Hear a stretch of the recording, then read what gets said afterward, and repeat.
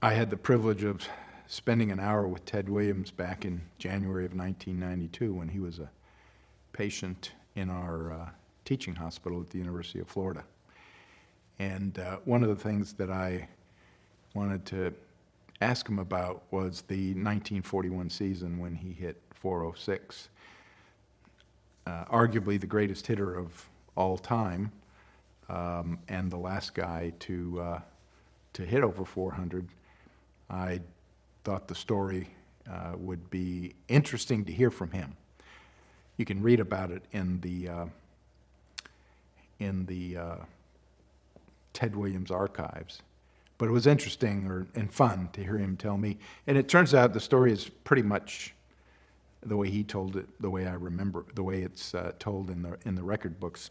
Anyway, this was September 28th, 1941.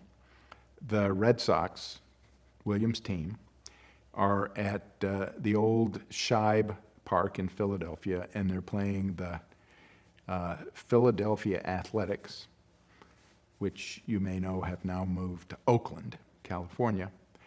And this was a doubleheader, last two games of the season. And Williams' batting average is .39955.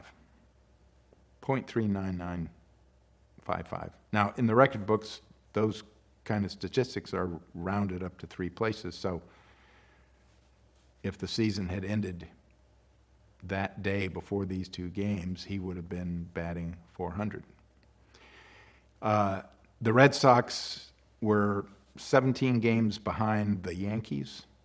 The Yankees had cinched the pennant 3 weeks earlier. And these two last games didn't matter to the Red Sox. They were going home after the doubleheader was over. And his manager, a guy named Joe Cronin, went to him and said, "Ted, why don't you sit these two games out? We're going home after this. It's not like we're competing for the pennant. Preserve your average. Don't take a chance."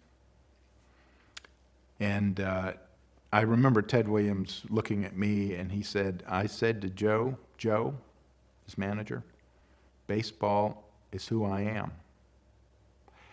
He played both of those games. He came up 8 times, got 6 hits and a walk, and raised his average from 39955 to 406. Nobody's hit 400 since. And I've thought about that story over the years and what its significance to leadership might be. And here's what I would say. See, in the end, you're defined by your commitments, by the stand you take in life. But taking a stand is risky. You might strike out. You might fail. But it's your stand, and you have to take it. And Ted Williams' stand was for baseball and for sharing his abilities with the crowd. So stands are risky, but stands are what make real leadership happen. And real leadership is what moves the world forward.